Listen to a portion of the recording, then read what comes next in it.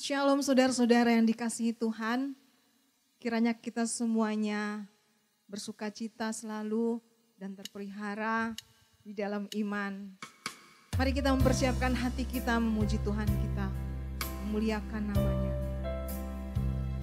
Kuduskan kami ya Bapa, layakkan kami Bapa, supaya pujian kami ini menyenangkan hati-Mu. Ibadah kami ini berkenan Tuhan. Mari katakan dimuliakanlah nama. Dimuliakan, ditinggikan,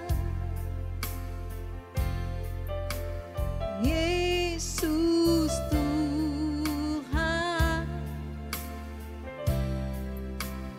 Kau Rajaku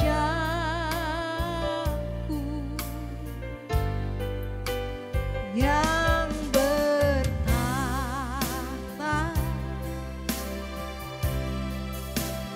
yang berkuasa,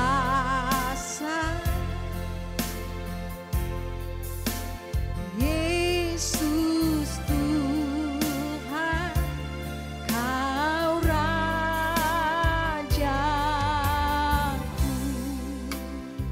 Katakan dimuliakanlah nama-Mu ya Tuhan. Mari sama-sama kita katakan dimuliakan,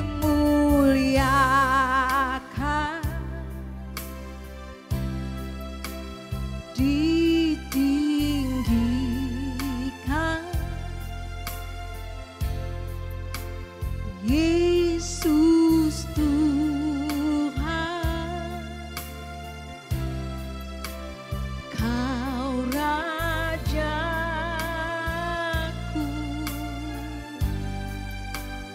yang bertahta,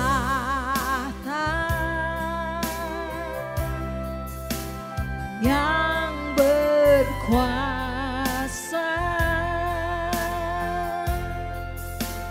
Yesus Tuhan, Kau Rajaku.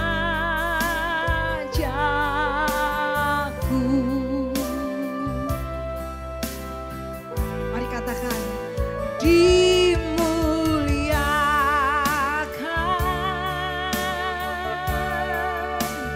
ditinggikan,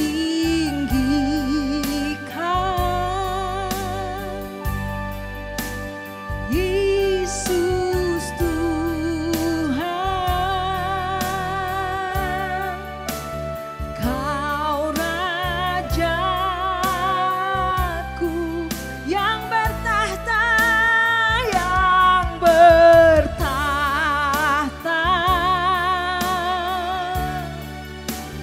yang berkuasa,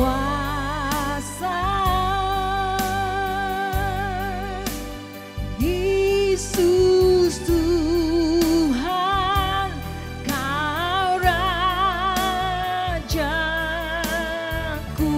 Mari kita katakan lagi, dimuliakanlah Dia. Dimuliakan,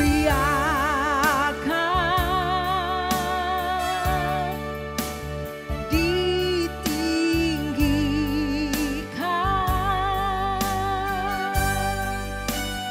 Yesus Tuhan, Kau Rajaku yang bertahta,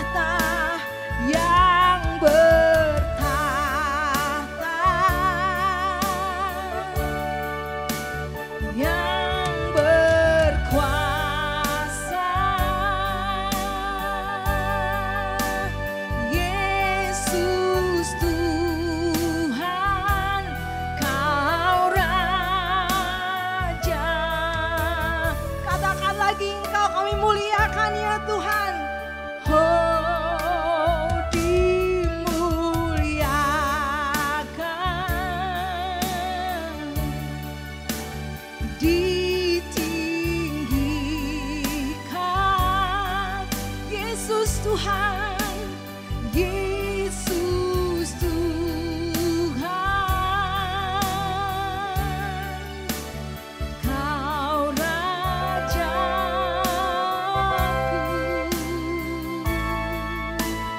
yang bertahta,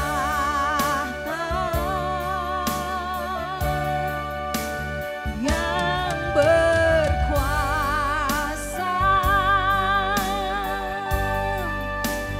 Yesus Tuhan, Kau katakan lagi, dimuliakanlah namanya Yesus kita, dimuliakan, oh, ditinggikan.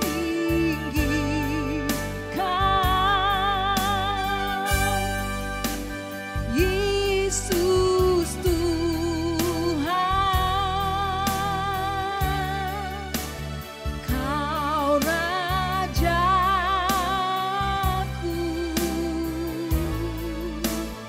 yang bertahta,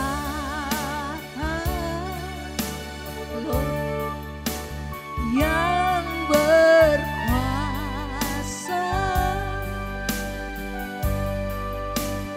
Yesus Tuhan, Kau Rajaku.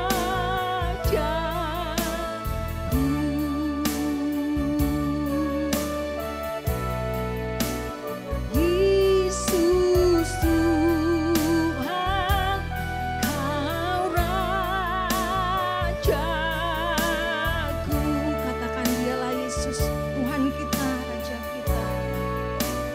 Yesus Tuhan, Kau Rajaku.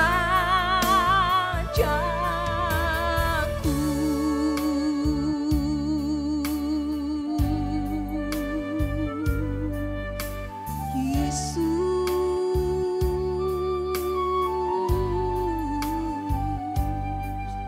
Raja segala raja, Raja semesta raya, Engkau Maha Kuasa, Engkau yang bertahta di atas pujian umatmu. Engkau layak dimuliakan, Raja kami, Bapa yang kekal, Bapa yang mulia, Bapa yang maha agung, Bapa yang maha tinggi, Bapa yang maha kudus.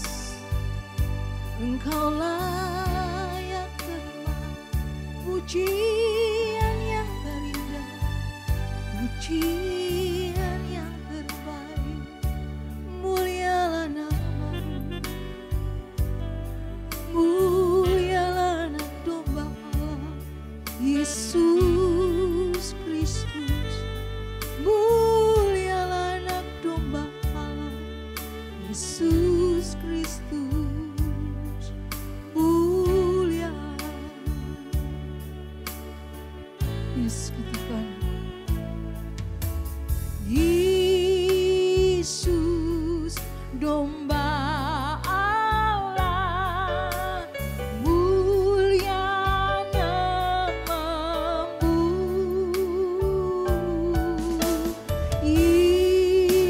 Yesus, domba Allah, mulia namamu.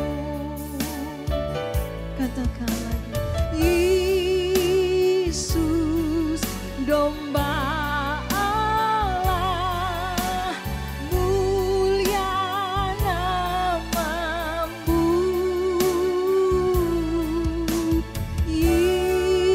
Yesus, domba Allah, mulia namamu. Sebab Engkau layak ya Tuhan, dimuliakan.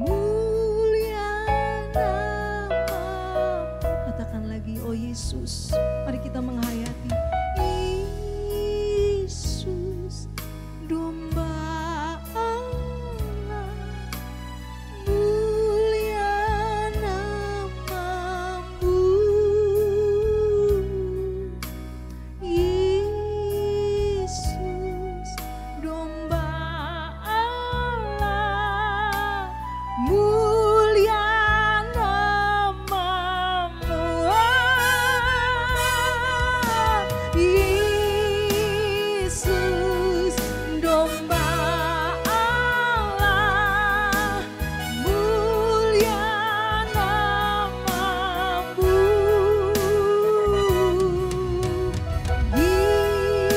Yesus, domba Allah, mulia namamu.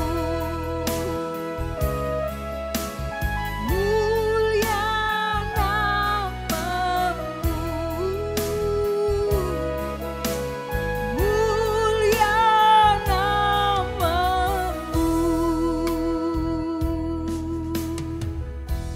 Kasih Tuhan, selama-lamanya namamu dipermuliakan ya Tuhan.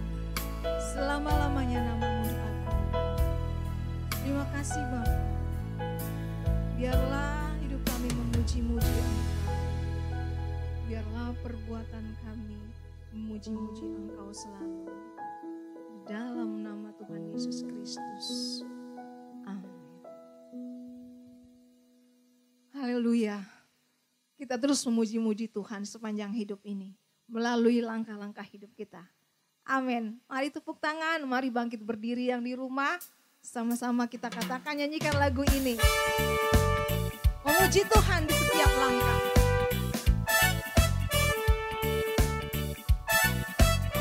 Haleluya.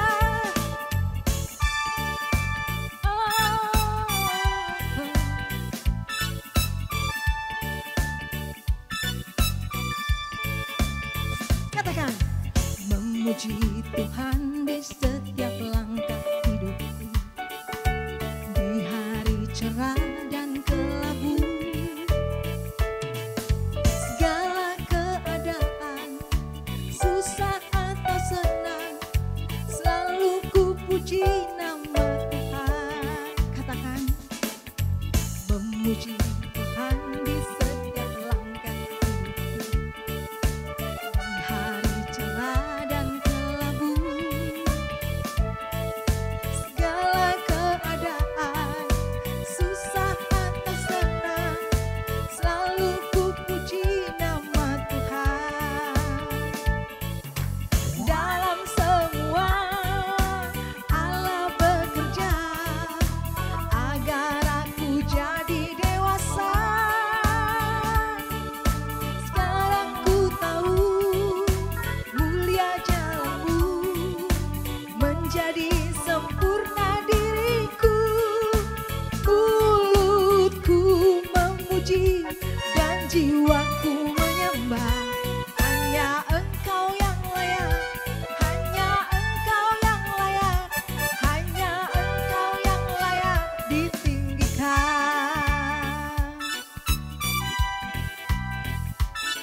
Terima kasih Tuhan. Engkau beri kami kesempatan memuji Engkau. Memuji Tuhan di setiap langkah hidup. Di hari cerah dan kelabu, segala keadaan, susah atau senang, selalu ku puji nama Tuhan. Katakan lagi, memuji Tuhan. Memuji Tuhan di setiap langkah hidupku. Di hari cerah dan kelabu, segala keadaan, susah atau senang, selalu ku puji nama Tuhan. Dalam semua Allah bekerja agar aku jadi dewasa. Sekarang ku tahu mulia jalanmu, menjadi sempurna diriku. Mulutku memuji dan jiwaku menyembah. Hanya Engkau yang layak, hanya Engkau yang layak, hanya Engkau yang layak ditinggikan.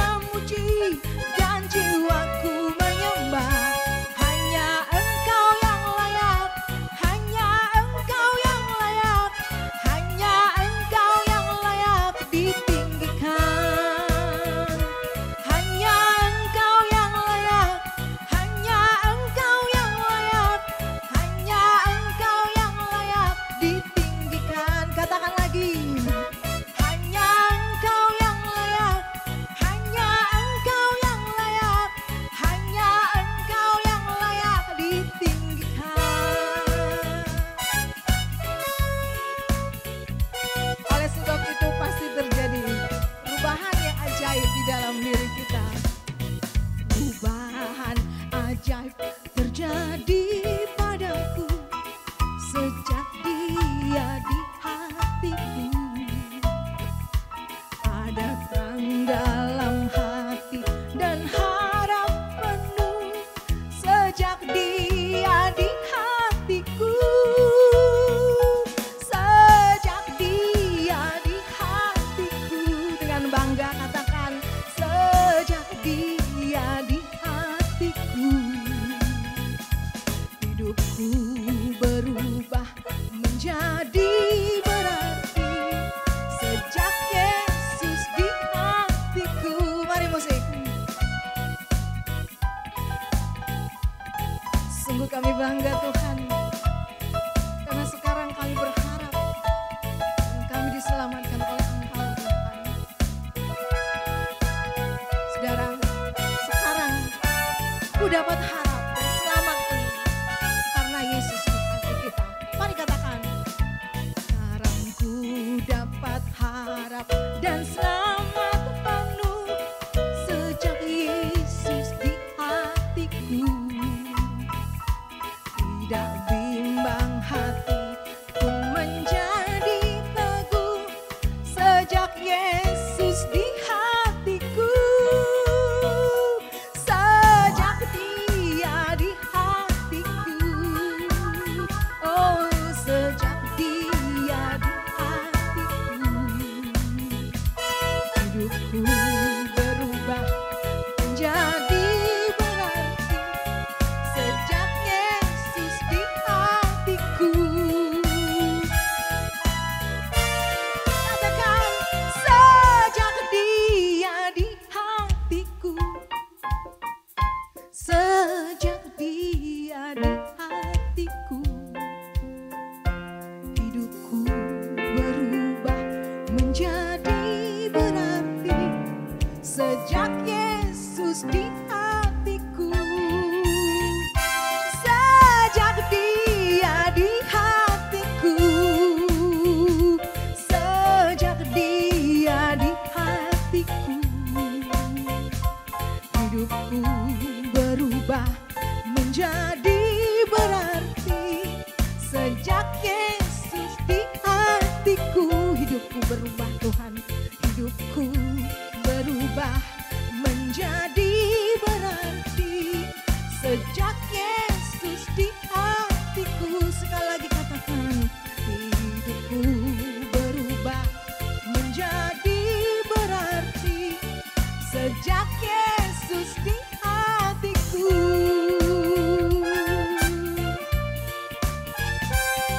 Terima kasih Tuhan Yesus.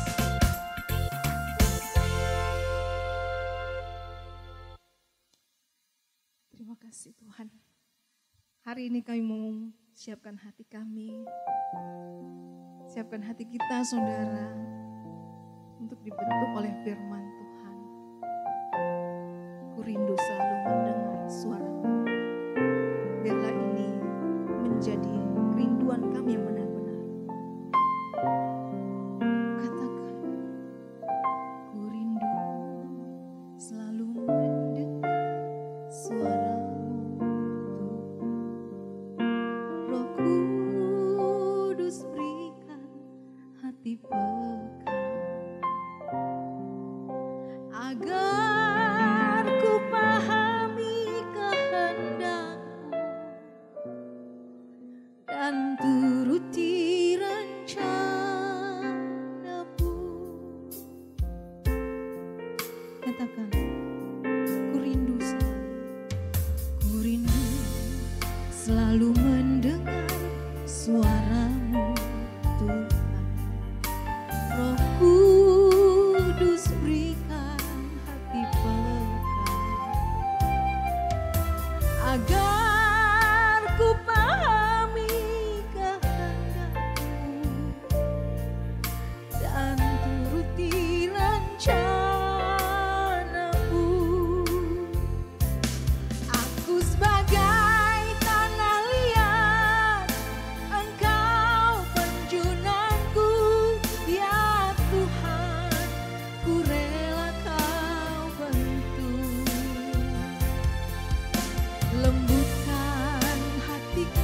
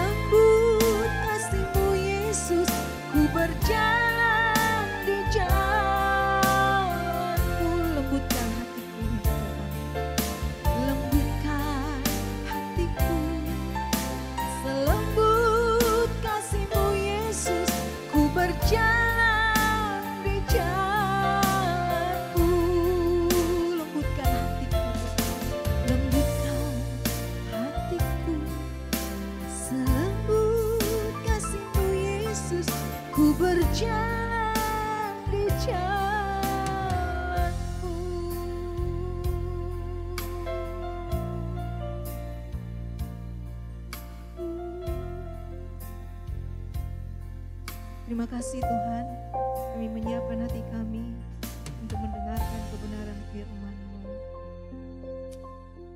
Amin.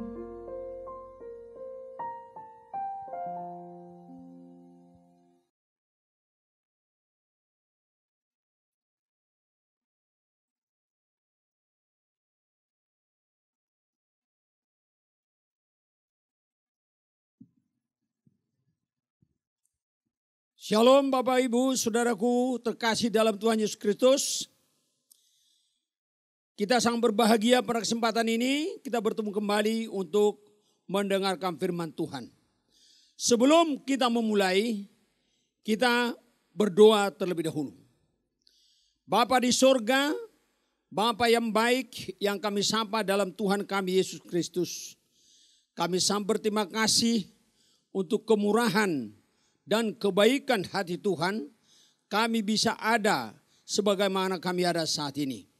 Bapa, pemberitaan firman ini kami serahkan ke dalam tangan Tuhan. Tuhanlah yang pimpin, Tuhan memberkati. Semua kami yang mendengarkan, baik yang memberitakan, diberkati oleh Tuhan. Roh Kudus, tuntun dan pimpin, ajarlah kami. Di dalam nama Tuhan kami Yesus Kristus, kami bersyukur dan berdoa. Amin. Bapak Ibu Saudaraku, tema kita pada kesempatan ini setia sampai kesudahannya. Kalau kita berbicara masalah setia, artinya bahwa kita berpegang teguh kepada janji, pendirian, komitmen kita, apapun resikonya. Apapun akibatnya, kita harus setia dan taat selaku kita orang percaya. Setia terhadap iman kita sebagai orang Kristen. Yang menjadi pertanyaan Bapak Ibu Saudaraku, bagaimana supaya kita bisa menjadi orang yang setia? Saudara, saya catat ada beberapa hal di sini. Bagaimana kita untuk menjadi orang yang setia? Yang pertama saudaraku, kita harus mengenal Allah kita yang benar itu dengan benar. Supaya bisa kita setia kepadanya. Kalau kita mengenal Allah kita siapa yang benar itu, Allah Elohim Yahweh, Allah Abraham, Ishak, Yakub, Allah Israel, ya. Kita akan mengetahui kepribadian dan karakter dari Allah tersebut. Pengenalan kita dengan Allah harus dimulai dengan belajar kebenaran firman Tuhan. Belajar dari pengalaman hidup bersama dengan Tuhan. Bagaimana Tuhan menggarap hidup kita. Dalam Yohanes 1 ayat 1 sampai 2 dikatakan demikian. Pada mulanya adalah firman, dan firman itu bersama-sama dengan Allah, dan firman itu adalah Allah. Ia pada mulanya bersama-sama dengan Allah, segala sesuatu dijadikan oleh Dia, dan tanpa Dia tidak ada satupun yang telah jadi dari segala yang telah dijadikan. Kemudian di dalam Yohanes 1 ayat 12 dikatakan, firman itu telah menjadi manusia, dan diam di antara kita, dan kita telah melihat kemuliaannya, yaitu kemuliaan yang diberikan kepadanya sebagai anak tunggal Bapa, penuh kasih karunia dan kebenaran. Bapak Ibu Saudaraku, firman itu telah menjadi manusia, yaitu Yesus Kristus. Firman yang kita pelajari, firman yang kita ketahui, itu harus menjadi manusia, harus menjadi terwujud di dalam hidup kita. Dan melalui pembelajaran firman itu dan pengalaman hidup kita mengiring Tuhan, penggarapan Tuhan terhadap hidup kita, di dalam hidup kita maksud saya, itu akan membuat kita semakin mengenal Allah kita yang benar. Sehingga dengan demikian kita bisa setia untuk mengikut Dia. Karena kita tidak salah mengikuti siapa yang kita mau ikuti. Kedalaman pengenalan kita terhadap Allah tergantung dari intensitas pergaulan dan komunikasi kita dengan Allah. Allah adalah pribadi yang dapat kita temui dan dapat kita berkomunikasi senantiasa. Dia merupakan pribadi yang tidak terbatas oleh ruang, tempat, waktu atau keadaan apapun. Karena dia adalah roh adanya. Namun Allah kita walaupun dia roh, dia mempunyai perasaan dan pikiran. Hal ini ditulis di dalam Filipi 2 ayat 5. Hendaklah kamu dalam hidupmu bersama menaruh pikiran dan perasaan yang terdapat juga dalam Kristus Yesus. Saudaraku, untuk mengetahui pikiran dan perasaan Allah, harus banyak belajar firman Tuhan. Firman yang menjadi pedoman hidup bagi kita. Kita harus mengisi pikiran kita dengan firman. Itu yang disebut dengan logos. Dan menghidupkan, mengejawantahkan, memperagakan firman itu di dalam hidup kita. Itu yang menjadi rema. Untuk itu harus mengaktifkan roh dan nurani kita agar dapat membedakan mana suara Tuhan, mana suara setan, dan mana suara hati nurani hati kita sendiri. Roh Kudus nanti yang akan mengajar dan membimbing kita untuk dapat membedakan hal tersebut. Oleh sebab itu saudaraku, harus kita belajar banyak tentang kebenaran firman. Itu yang pertama. Yang kedua, untuk kita bisa menjadi setia dalam mengikut Tuhan, yaitu fokus dan mengarahkan pandangan hidup kita, mata hati kita kepada Tuhan. Dalam menjalani hidup ini, kita harus fokus kepada tujuan hidup. Saudaraku, manusia akan selalu dipengaruhi oleh filosofi hidupnya. Di dalam dia menjalani hidup, filosofi hidupnya selalu mempengaruhi dia untuk berbuat, bertindak, dan berpikir. Tujuan hidup kita selaku orang percaya adalah Tuhan dan kerajaannya. Kita harus arahkan pandangan hidup kita kepada Tuhan saja. Di dalam Mazmur 123 ayat 1 dikatakan, kepadamu aku melayangkan mataku, ya engkau yang bersemayam di surga. Dalam Mazmur 121 ayat 2 dikatakan, karena pertolonganku ialah dari Tuhan yang menjadikan langit dan bumi. Jika arah pandangan kita tertuju kepada Tuhan, kita akan memiliki respon yang positif di segala keadaan. Sehingga pikiran pun dipenuhi oleh hal yang positif. Semua yang benar dan semua yang mulia, semua yang adil dan semua yang suci, semua yang manis dan semua yang sedap didengar, semua yang disebut kebajikan patut dipuji. Demikian firman Tuhan dalam Filipi 4 ayat 8.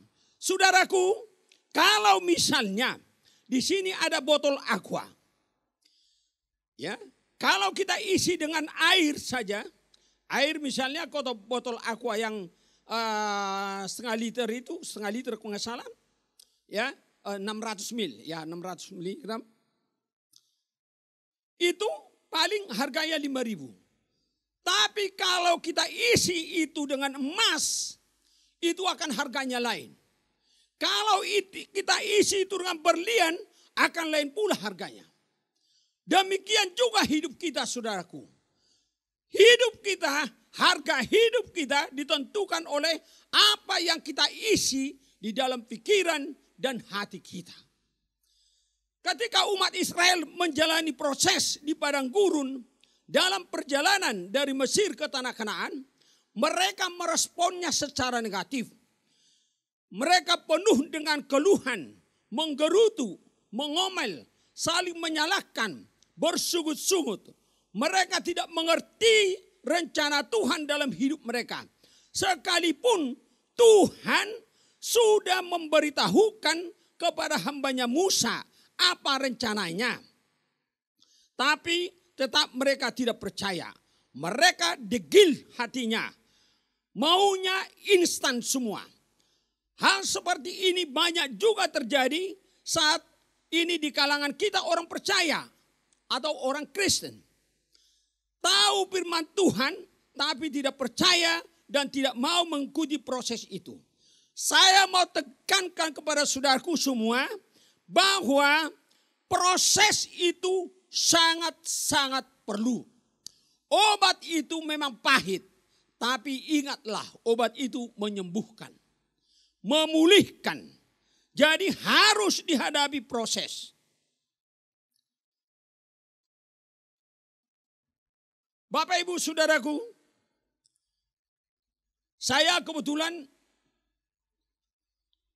kami ada usaha tambang emas di Papua, di Paniai.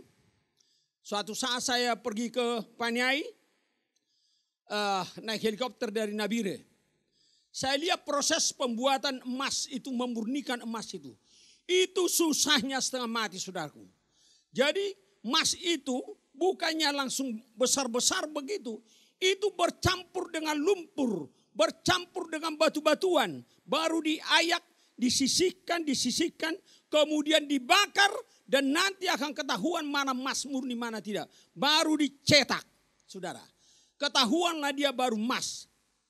Jadi untuk jadi emas itu melalui proses yang panjang. Tidak bisa instan, saudaraku. Orang tidak akan pernah bisa tiba-tiba menjadi orang beriman. Orang bisa tiba-tiba menjadi kaya. Orang bisa tiba-tiba menjadi miskin. Tapi orang tidak pernah bisa tiba-tiba menjadi orang berkarakter baik atau orang yang beriman.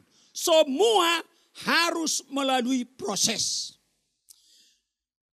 Yang ketiga, saudaraku, bagaimana kita untuk bisa setia kepada Tuhan?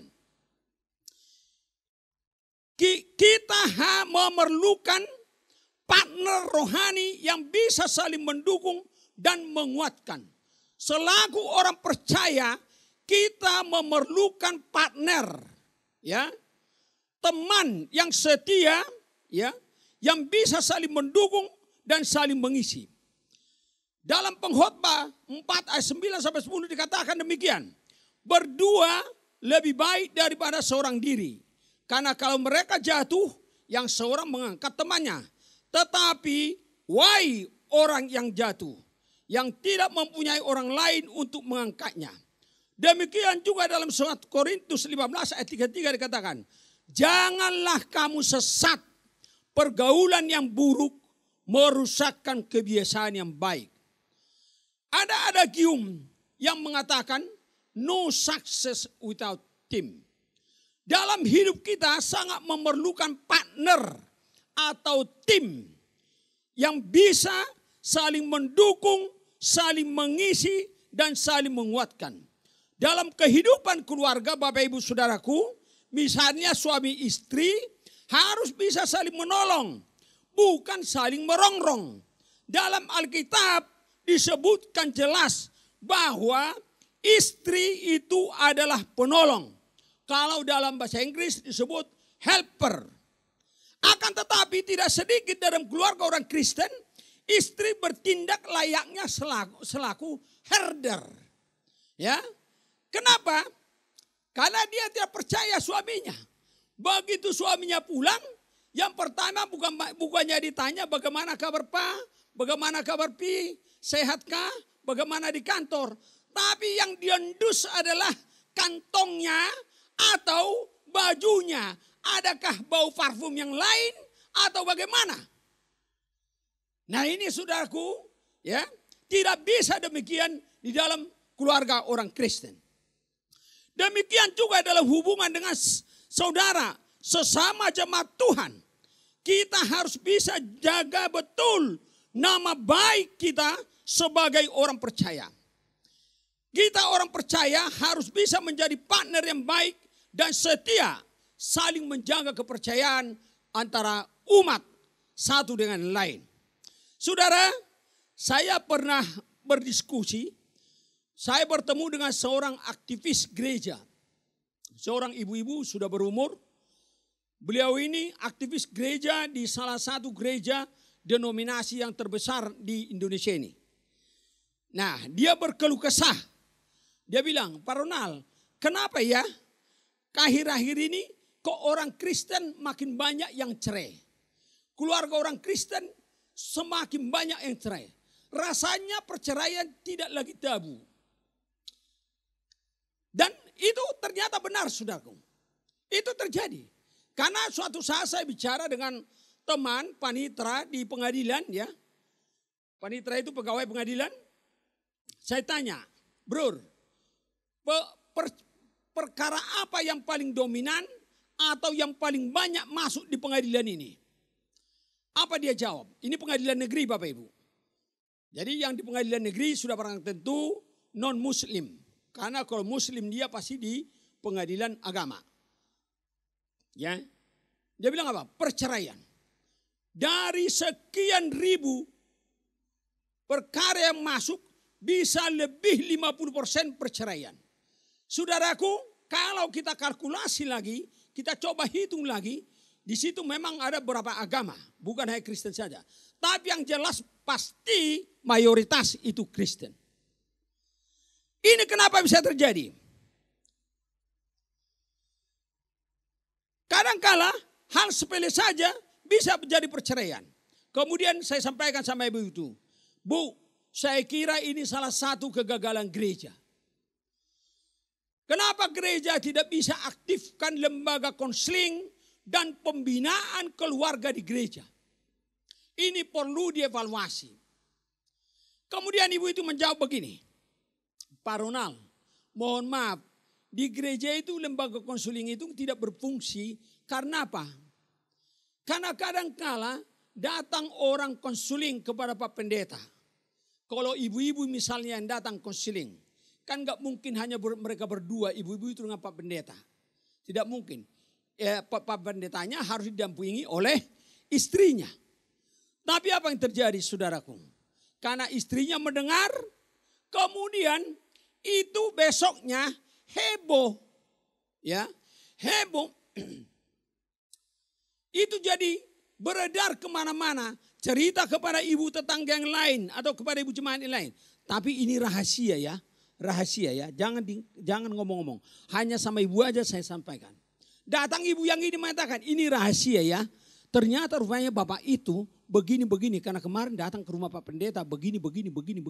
Rupanya bapak itu menyimpan kuntilanak. Bukannya tabungan yang disimpan. Tapi kuntilanak yang disimpan. Segala macam. Ya. Sehingga heboh. Akhirnya apa yang terjadi, saudaraku? Orang atau jemaat enggan, sungkan datang berkonsultasi kepada konselor di gereja. Untuk itu, saudaraku, kita sebagai orang percaya harus bisa menjaga rahasia. Harus bisa memegang rahasia. Itu kalau orang datang kepada kita konsultasi, itu Tuhan mempercayakan kepada kita beban doa kita. Bukan untuk diceritakan kepada orang lain. Itu kita harus setia terhadap hal-hal seperti itu, saudaraku. Ya. Dan ini membuat perpecahan di gereja. Alkitab katakan makin banyak bicara, makin banyak kesalahan. Itu tegas dikatakan oleh firman Tuhan. Oleh sebab itu kita selaku orang percaya harus betul-betul menjaga hal demikian, Bapak Ibu Saudaraku. Salah satu contoh yang salah memilih partner atau juga pasangan hidup adalah Salomo. Ketika masih muda, Salomo dikenal takut akan Tuhan. Ia begitu mengasihi Tuhan lebih dari apapun. Bagi Salomo Tuhan adalah prioritas utama dalam hidupnya. Tetapi seiring dengan perjalanan waktu, ketika Salomo menginjak usia tua, ia mulai terpengaruh oleh istri-istrinya Seperti tertulis dalam 1 Raja-Raja 11 ayat 4. Dikatakan demikian. Sebab pada waktu Salomo sudah tua, istri-istrinya itu mencondongkan hatinya kepada Allah-Allah lain. Sehingga ia tidak dengan sepenuh hati berpaut kepada Tuhan. Apa yang dialami Salomo ini hendaknya menjadi suatu pelajaran berharga bagi kita selaku orang percaya. Kita diperingatkan untuk tidak sembarangan bergaul selaku orang percaya. Kita diperingatkan untuk menjaga pergaulan hidup kita. Sebagaimana dalam 1 Korintus 15 ayat 33 dikatakan, jangan kamu sesat, pergaulan yang buruk merusakkan kebiasaan yang baik. Demikian juga dalam Amsal 13 ayat 20 dikatakan bahwa siapa yang bergaul dengan orang bijak menjadi bijak. Tetapi siapa yang berteman dengan orang bebal menjadi malang. Terlebih-lebih dalam mencari pasangan hidup atau mengenai pernikahan atau juga partner dalam bisnis dan pergaulan. Kita tidak boleh sembarangan. Jangan pernah merasa diri kita kuat atau beriman yang kuat, memiliki iman yang teguh, lalu berdalih bahwa setelah nanti kami kawin akan saya tarik dia, saya menangkan jiwanya untuk menjadi orang Kristen atau pengikut Tuhan. Apakah Salomo kurang rohani? Salomo adalah orang yang penuh hikmat. Dan karena hikmatnya itu ia menjadi terkenal. Dari manakah hikmat diperoleh? Jelas karena takut akan Tuhan. Artinya Salomo sesungguhnya memiliki dasar iman yang kuat dan kehidupan rohani yang bagus. Namun kenyataannya ia tidak mampu mempertahankan imannya sampai akhir. Dalam 1 Raja-Raja 11 ayat 2b dikatakan bahwa hati Salomo telah terpaut kepada mereka dengan cinta. Karena pengaruh istri-istrinya Salomo pun jatuh ke dalam dosa penyembahan berhala. Oleh sebab itu saudaraku, kita harus super hati-hati di dalam mencari partner atau berpartner dengan baik dalam keluarga maupun dalam berbisnis. Kemudian yang berikutnya saudaraku, bagaimana kita untuk bisa setia kepada Tuhan? Kita selaku orang percaya harus berpegang teguh kepada janji Tuhan. Pegang teguh janji Tuhan. Di dalam Alkitab ada menulis saudaraku, janji Tuhan terdapat kurang lebih 7.000 janji kepada umatnya. Tuhan kita tidak pernah ingkar janji. Dalam 2 Petrus 3:9 dikatakan, Tuhan tidak lalai menepati janjinya, sekalipun ada orang menganggapnya sebagai kelalaian, tetapi ia sabar terhadap kamu. Karena ia menghendaki supaya jangan ada yang binasa, melainkan supaya semua orang berbalik dan bertobat. Demikian juga dalam Ibrani 10 ayat 23 dikatakan, marilah kita teguh berpegang pada pengakuan tentang pengharapan kita, sebab ia yang menjanjikannya setia. Tuhan kita setia terhadap janjinya. Kita pegang janji Tuhan. Itulah yang menjadi pengharapan kita, membuat kita bisa setia mengikut Tuhan, Bapak Ibu Saudaraku. Ada banyak orang Kristen yang kecewa kepada Tuhan karena doanya belum mendapat jawaban. Bahkan mungkin sudah berkali-kali memohon kepada Tuhan, akan tetapi belum juga mendapat jawaban. Hal ini juga dialami oleh Daud. Sebagaimana dalam Mazmur 13 ayat 2 dikatakan, berapa lama lagi Tuhan kau lupakan aku terus menerus. Berapa lama lagi kau sembunyikan wajahmu terhadap aku. Kecewa karena merasa telah melayani Tuhan sekian lama, tetapi hidupnya tetap sepertinya tidak ada perubahan atau tidak ada peningkatan, baik secara ekonomi maupun kesehatan maupun dalam karir, sehingga kecewa dan komplain kepada Tuhan. Di dalam Ulangan 28 ayat 13 dikatakan, Tuhan akan mengangkat engkau menjadi kepala dan bukan menjadi ekor. Engkau akan tetap naik dan bukan turun. Namun faktanya bagaimana? Apa faktanya saudaraku? Harusnya dalam belajar firman Tuhan, kita tidak boleh mengambil firman Tuhan sepenggal-sepenggal, separuh-separuh. Orang Kristen ini saja yang dicomot. Ya, dia tidak pernah membaca kelanjutannya. Itu bisa terjadi kenapa? Apa syaratnya? Dalam ayat berikutnya dikatakan, ya, apabila engkau mendengarkan perintah Tuhan Allahmu yang kusampaikan kepadamu pada hari ini, kau lakukan dengan setia. Jadi saudaraku, itu bisa terjadi kalau kita melakukan firman Tuhan dengan setia. Ya. Jadi sebelum protes dan kecewa kepada Tuhan, kita harus introspeksi dulu dan berkontemplasi diri, merenungkan dalam-dalam apakah kita sudah melakukan perintah Tuhan itu dengan setia atau belum. Saudaraku, yang terakhir yang mau saya sampaikan, bagaimana caranya untuk kita bisa setia dalam mengikut Tuhan. Kita harus memulai dari perkara-perkara kecil, dari hal-hal yang kecil. Firman Tuhan katakan di dalam Lukas, ya. Dalam firman Tuhan dikatakan tegas bahwa barang siapa setia dalam perkara-perkara kecil, ia setia juga dalam perkara-perkara besar. Dan barang siapa tidak benar dalam perkara-perkara kecil, ia tidak benar juga dalam perkara-perkara besar.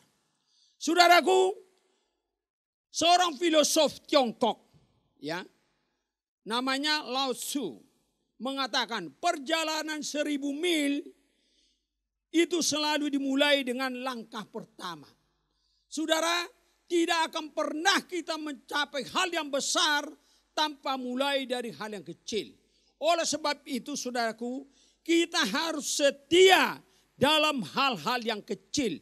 Dan kesetiaan ini nanti menjadi bagian hidup kita, menjadi kebiasaan kita, meningkat demi meningkat terus dan terus dan terus. Dan semakin hari Tuhan akan percayakan kepada kita hal-hal yang lebih besar. Harta yang sesungguhnya sebagaimana firman Tuhan katakan. Saudara, sekarang ini kita sedang menghadapi masalah. Bangsa kita sedang menghadapi masalah. Pandemi COVID-19. Saya kira seluruh dunia juga mengalami hal yang sama. Nah, dalam hal ini apa yang kita harus bisa lakukan selaku orang percaya?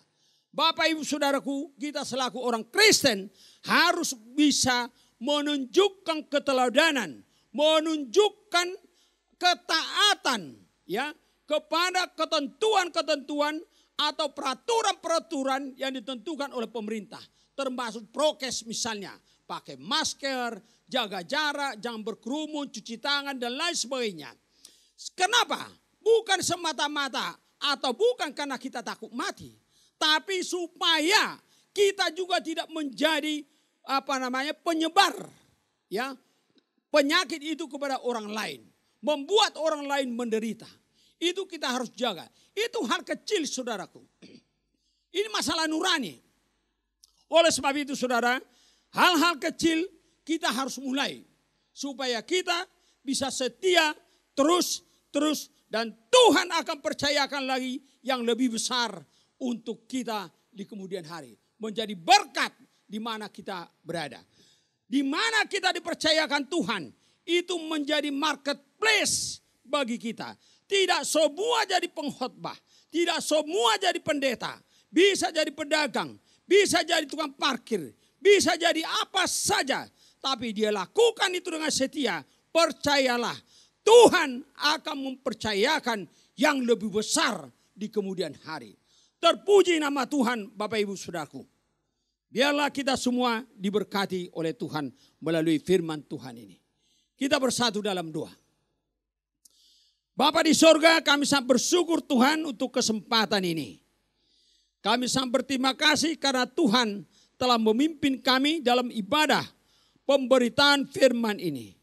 Hamba-Mu telah menyampaikannya sebisa-bisanya aku Tuhan. Tuhan tolonglah memberi pengertian yang lebih dan memberikan kami semua menjadi pelaku-pelaku firman, menghidupkan firman itu dalam hidup kami. Melalui hidup kami, nama Tuhan dipuji dimuliakan. Semakin berkenan, menyenangkan hati Tuhan. Terpujilah namamu Bapa, dipermuliakan Engkau kekal selama-lamanya. Akhirnya saudaraku, marilah kita terima berkat dari Tuhan. Damai sejahtera dari Allah Bapa, persekutuan dari anaknya Tuhan Yesus Kristus, serta pimpinan dan Roh Kudus menyertai kita dari saat ini sampai Maranatha, dalam nama Tuhan Yesus Kristus. Haleluya. Amin. Mari jemaat Tuhan katakan, sebab hanya Engkaulah, sebab hanya Engkaulah yang empunya kuasa kerajaan, kemuliaan, biar semua yang hidup yang telah Kau ciptakan mengagungkan, memuliakan nama-Mu.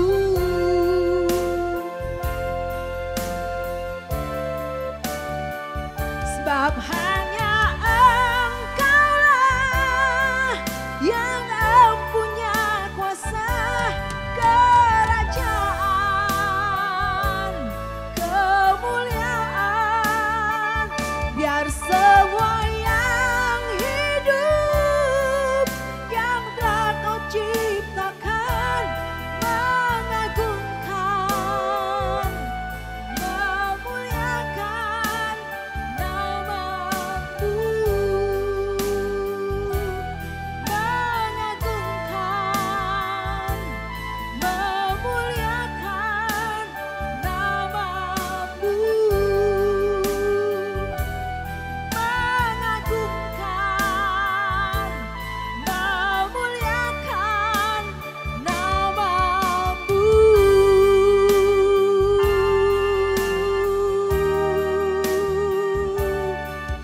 Haleluya. Tuhan Yesus memberkati kita semua. Selamat hari Minggu. Terima kasih untuk persembahan yang sudah saudara berikan. Amin.